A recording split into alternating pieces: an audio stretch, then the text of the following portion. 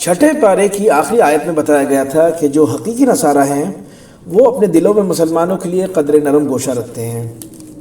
اب 7ویں پارے کے شروع میں بھی بعض نصارہ ہی کا ذکر ہے جو قرآن سن کر اپنے آنسوؤں پر قابو نہیں رکھ پاتے اور بے اختیار ان کی آنکھیں چھلکنے لگتی ہیں۔ یہ آیات حبشہ کے ان نصارہ کے بارے میں نازل ہوئی تھیں جن کے ملک میں مسلمان ہجرت کر گئے تھے۔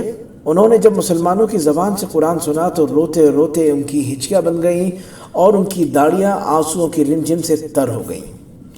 اصل میں اللہ سبحانہ و تعالیٰ کے کلام میں تاثیر ہی ایسی ہے کہ اگر ایسے دل اسے سنیں جو بغض اور کینہ سے خالی اور خوف خشیت سے معمور ہوں تو جسم کے رونگٹے کھڑے ہو جاتے ہیں اور آنکھوں سے آنسو چھلک ہی پڑتے ہیں۔ حقیقی نصارہ کے کلام اللہ سے متاثر ہونے اور رونے دھونے کا حال بتانے کے بعد شرعی مسائل ذکر کیے گئے ہیں۔ کیونکہ سورہ مائدہ مدنی صورت ہے، جیسے مکی صورتوں میں عام طور پر عقائد سے بحث ہوتی ہے، یوں ہی مدنی صورتوں میں کہیں تفصیل کے ساتھ اور کہیں اختصار کے ساتھ تشریعی امور سے بحث ہوتی ہے۔ یہاں جو مسائل و احکام ذکر کیے گئے ہیں ان میں سب سے پہلا یہ ہے کہ کسی چیز کو حلال یا حرام قرار دینے کا اختیار صرف اللہ تعالیٰ کے پاس ہے۔ اس لیے مسلمانوں کو حکم دیا گیا ہے کہ جن پاکیزہ چیزوں کو اللہ تعالیٰ نے حلال کر دیا ہے تم نہ تو انہیں حرام سمجھو اور نہ ہی ان کے استعمال سے احتراز کرو۔ اصل میں اسلام اعتدال کا دین ہے جس میں نہ افراط ہے اور نہ ہی تفریط، نہ غلو ہے اور نہ ہی کمی کوتاہی۔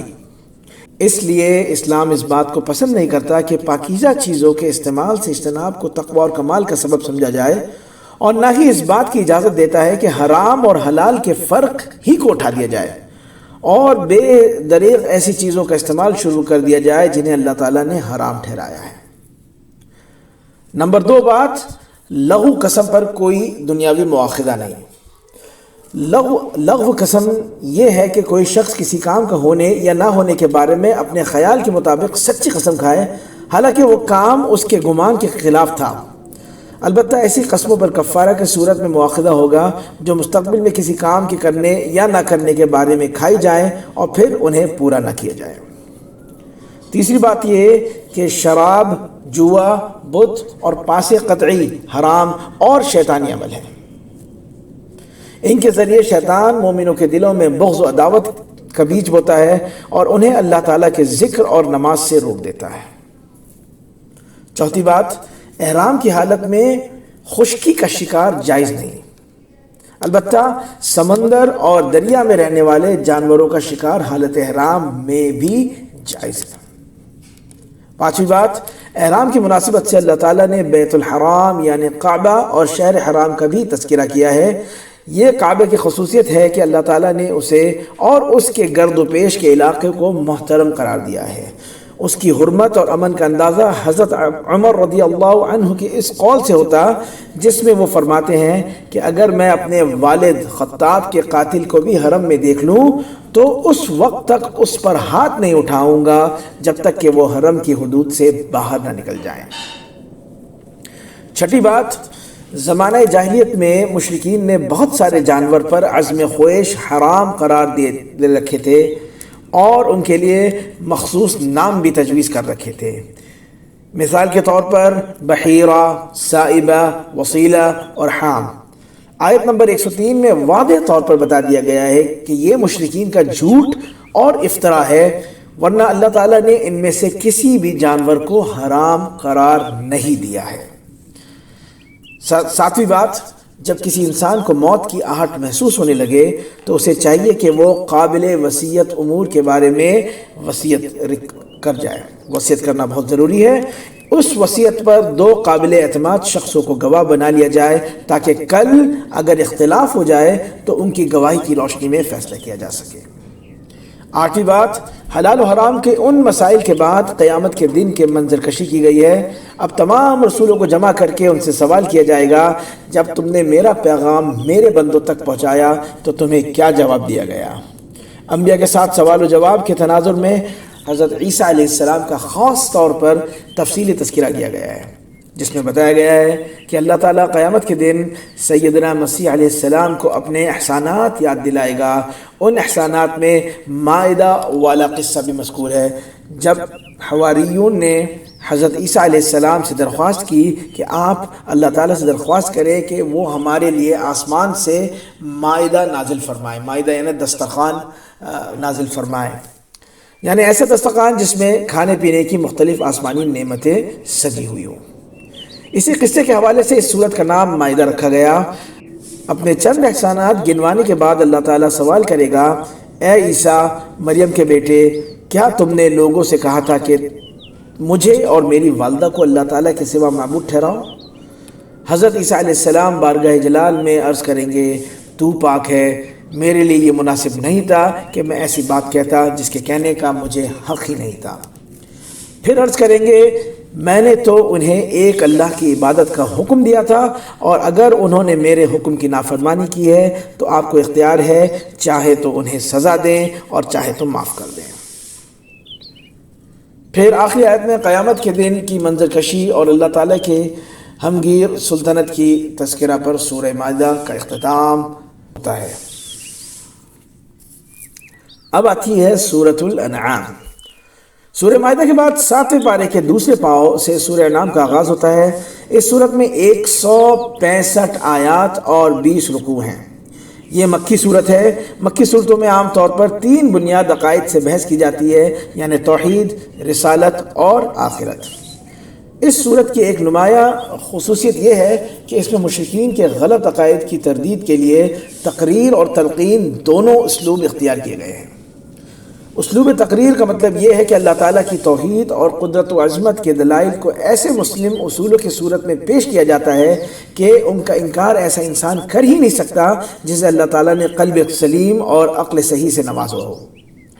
آپ اس صورت میں مطالعہ فرمائیں تو آپ کو وقفے سے ایسی آیات ملیں گی جن میں ارض و سمائے اللہ تعالیٰ کی موجود ہونے، بندوں پر اس کے غلبے اور ظاہر و باطن کا عالم ہونے کا یوں ذکر کیا گیا ہے کہ گویا ان دعووں کو مشرکین بھی تسلیم کرتے ہیں، اور یہ دعوے ایسے ہرگز نہیں کہ ان کے ثبوت کے لیے دلائل دیے جائیں یا زیادہ مغز ماری کی جائے، بلکہ جب صاحب نظر انسان کائنات پر ایک نظر ڈالتا ہے تو وہ اللہ تعالیٰ کے وجود، اس کی عظمت و کبریائی اور غلبہ قدرت کا اعتراف کیے بغیر نہیں رہتا. درج ذیل آیات میں اسی اسلوب کی جھلک دکھائی دیتی ہے. وہ آیات یہ ہے کہ اور آسمان اور زمین میں وہی ایک اللہ ہی ہے، تمہارے پوشیدہ اور ظاہری باتیں سب جانتا ہے، اور تم جو عمل کرتے ہو سب سے واقف ہے. سبحان اللہ. اور وہ اپنے بندوں پر غالب ہے اور تم پر نگہبان مقرر کیے رکھتا ہے. اور وہی تو ہے جو رات کو نیند کی حالت میں تمہاری روح قبض کر لیتا ہے، اور جو کچھ تم دن میں کرتے ہو اس کی خبر رکھتا ہے. اسلوب تلقین کا حاصل یہ ہے کہ اللہ تعالیٰ اپنے رسول امی کو ایسے دلائل سکھاتا ہے جن کا منکرین کے پاس کوئی جواب نہیں ہوتا، اور وہ شرمندگی اور سرافندگی پر مجبور ہو جاتے ہیں. یہ اسلوب عام طور پر سوال جواب کی شکل میں ہوتا ہے. مثال کے طور پر آیت نمبر 12 میں آپ ان سے سوال کیجئے کہ آسمانوں اور زمین میں جو کچھ ہے کس کا ہے. ظاہر ہے دل سے تو مشرکین بھی تسلیم کرتے تھے کہ سب کچھ اللہ تعالیٰ ہی کا ہے، لیکن زبان سے اعتراف کرنے میں انہیں حجاب ہوتا تھا. اس لیے فرمایا گیا کہ آپ خود ہی جواب دے دیجئے کہ سب کچھ اللہ تعالیٰ ہی کا ہے. اور یہ آیت 19 میں ہے، ان سے پوچھ کے سب سے بڑھ کر کس کی شہادت ہے.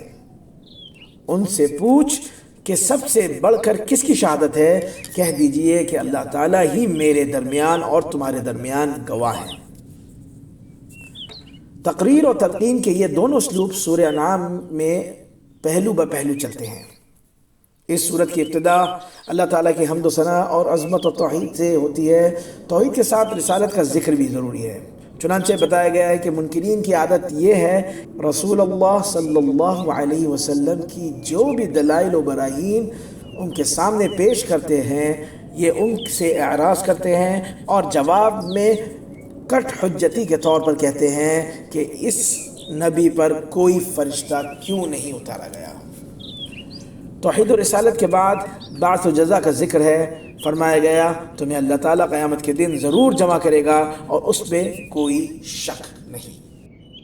یہ تینوں مضامین سورہ نام میں عدل بدل کر تلقین اور تقریر کے اسلوب سے چلتے جاتے ہیں، یہاں تک کہ بات ابو الانبیاء حضرت ابراہیم علیہ السلام تک پہنچتی ہے۔ اس میں کوئی شک ہی نہیں کہ حضرت خلیل علیہ السلام شرک میں ڈوبی ہوئی دنیا میں روشن مینار تھے۔ انہوں نے جب سورج، چاند، ستاروں اور ہاتھوں سے بنائے گئے اصنام کے معبود تسلیم کرنے سے انکار کر دیا اور رب واحد کی کبریائی پر ایمان کا اعلان کیا تو انہیں سب سے پہلے اپنے والد ہی کی مخالفت کا سامنا کرنا پڑا، مگر انہوں نے اس مخالفت کی کوئی پرواہ نہ کی اور دعوت توحید کا سلسلہ جاری رکھا۔ یہی دعوت دوسرے انبیاء نے بھی اپنے زمانے میں دی۔ سورہ انعام میں ان انبیاء میں سے 18 کے نام مذکور ہیں۔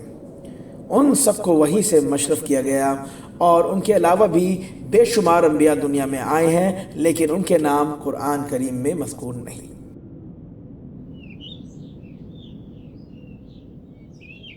وحی اور نبوت کے بعد دوبارہ ایسے دلائل ذکر کیے گئے ہیں جو خالق کے وجود، اس کے علم، قدرت اور حکمت کے کمال پر دلالت کرتے ہیں۔ ان دلائل سے اس طرح متوجہ کیا گیا ہے کہ مقصود صلی اللہ تعالیٰ کی ذات و صفات اور اس کے افعال کی معرفت ہے، لیکن مکہ کے کفار ان دلائل میں تو غور و فکر نہیں کرتے، البتہ مختلف قسم کے معجزات کا مطالبہ کرتے رہتے تھے۔ اگر ہمیں فلاں معجزہ دکھا دیا جائے تو ہم ایمان قبول کر لیں گے، حالانکہ ان کی یہ باتیں زبانی جمع خرچ اور دفع الوقتی کے سوا کچھ نہ تھیں۔ حقیقت یہ ہے کہ صاحب طلب معجزہ کا مطالبہ نہیں کرتا، وہ جدھر نظر اٹھاتا ہے اسے اللہ تعالیٰ کے وجود اور قدرت کی نشانیاں واضح طور پر دکھائی دیتی ہیں۔ اس کائنات پر کافر بھی نظر ڈالتا ہے اور مومن بھی نظر ڈالتا ہے، لیکن دونوں کے نظر ڈالنے میں زمین و آسمان کا فرق ہے۔ کافر دیکھتا ہے تو اسے پوری کائنات مادی اسباب سے جکڑی ہوئی دکھائی دیتی ہے، لیکن جب ایک مسلمان دیکھتا ہے تو اسے ہر چیز اور ہر مرحلے میں قدرت کی کار فرمائی نظر آتی ہے۔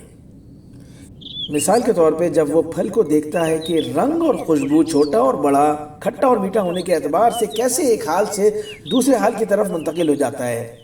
ابتدا میں کوئی کڑوا اور نمکین ہوتا ہے اور کوئی کھٹا یا پھیکا، لیکن جو وہ پکتا جاتا ہے اس میں مٹھاس اور لذت آ جاتی ہے۔ جبکہ ایک مومن ایمانی نظر سے دیکھتا ہے اور غور و تدبر کرتا ہے اور بے ساختہ پکار اٹھتا ہے سبحان اللہ۔ اس لیے یہاں زمین سے اگنے والی مختلف چیزوں اور پھلوں کا ذکر کرتے ہوئے فرمایا گیا، یہ چیزیں جب پھلتی ہیں تو ان کے پھلوں پر اور جب پکتی ہیں تو ان کے پکنے پر نظر کرو۔ ان میں ان لوگوں کے لیے جو ایمان لائے ہیں اللہ تعالیٰ کی قدرت کی بہت ساری نشانیاں ہیں۔